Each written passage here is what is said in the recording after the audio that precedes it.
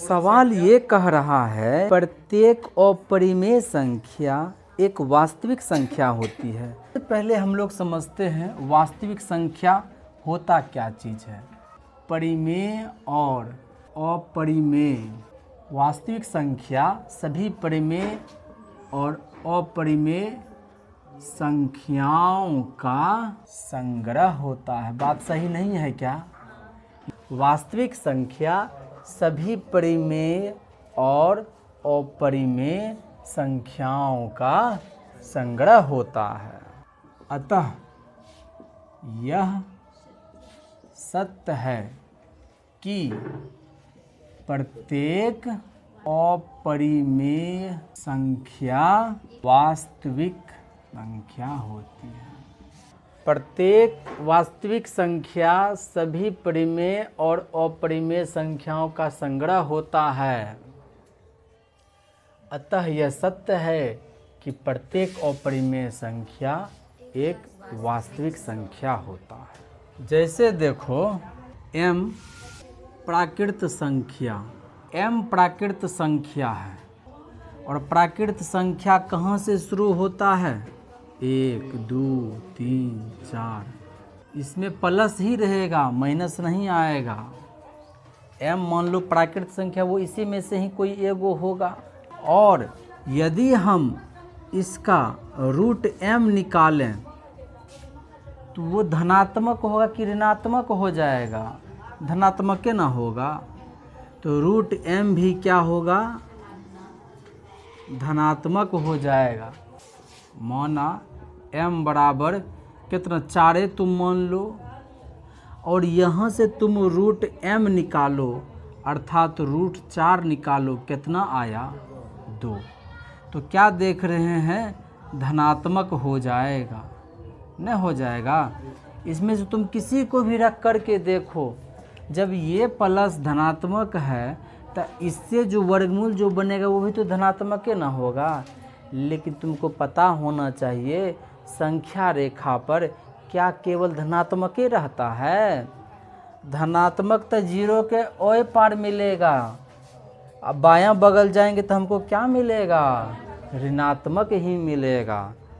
अतः किसी प्राकृत संख्या का वर्गमूल, किसी भी प्राकृत संख्या का वर्गमूल ऋणात्मक नहीं हो सकता है। चुकी बना दो इसको। अतः यह असत्य है। क्या असत्य है?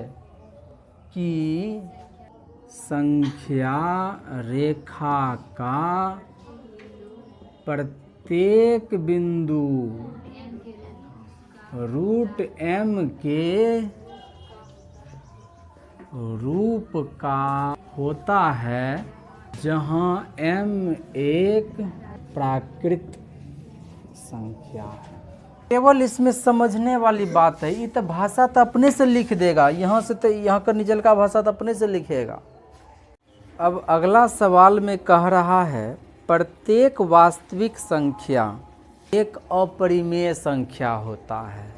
प्रत्येक वास्तविक संख्या, वास्तविक संख्या का माने जानबे न करते हैं? वास्तविक संख्या किसे कहते हैं? परिमेय और अपरिमेय दोनों का संग्रह होता है। वास्तविक संख्या सभी परिमेय और अपरिमेय संख्या का संग्रह होता है। वास्तविक संख्या जो होता है ना, वो सभी परिमेय और अपरिमेय संख्याओं का संग्रह होता है। और कह रहा है कि प्रत्येक वास्तविक संख्या अपरिमेय होता है। ये ना कह रहा है सवाल कि प्रत्येक वास्तविक संख्या, कह रहा है प्रत्येक वास्तविक अपरिमेय होता है, परिमेय नहीं होता है। गलत नहीं बोल रहा है। ये ना कह रहा है सवाल। सेंटेंस को समझो, लिखा हुआ है, कह रहा है कि प्रत्येक वास्तविक संख्या अपरिमेय होता है, जबकि हम कह रहे हैं कि प्रत्येक वास्तविक संख्या में परिमेय भी आता है, अपरिमेय भी आता है। जबकि सेंटेंस ये कह रहा है कि प्रत्येक वास्तविक अपरिमेय होता है। इसको छोड़िए दिया, गलत नहीं बोल रहा है, गलत बोल रहा है। अब जैसे इसको समझो, जैसे एग्जाम्पल में समझो,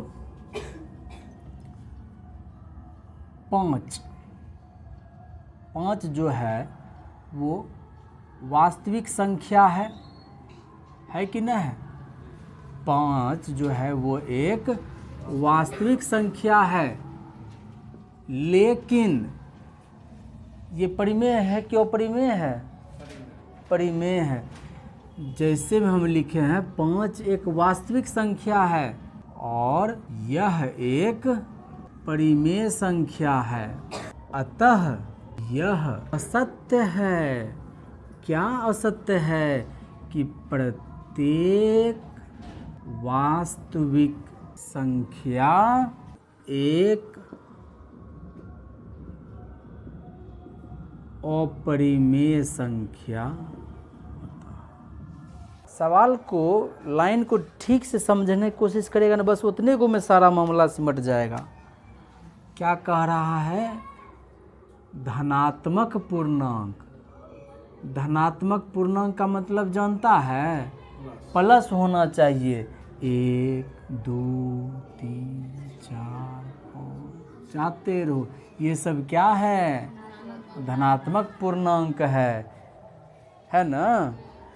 अब कह रहे कि इसका वर्गमूल अपरिमेय होते हैं, इसमें 9 न होगा। 9 एक धनात्मक पूर्णांक है कि नहीं है? धनात्मक पूर्णांक है। इसका वर्गमूल कितना होता है? 9 एक धनात्मक पूर्णांक है और इसका वर्गमूल 3 होता है। 3 जो एक परिमेय संख्या। क्या सभी धनात्मक पूर्णांकों के वर्गमूल अपरिमेय होते हैं? धनात्मक पूर्णांक का माने 1 2 3 4 5 6 7 8 9 10 11 12 13 14 15 16 चलते रहो। अब कह रहा था, आगे क्या कह रहा था? कि यदि नहीं तो ऐसी संख्या का वर्गमूल का उदाहरण दीजिए जो एक परिमेय होता है। तो 9 हम उठाए जो एक धन पूर्णांक है और इसका वर्गमूल 3 होता है। लास्ट में क्या लिखे हैं? अतः सभी धनात्मक पूर्णांकों का वर्गमूल अपरिमेय नहीं होता है।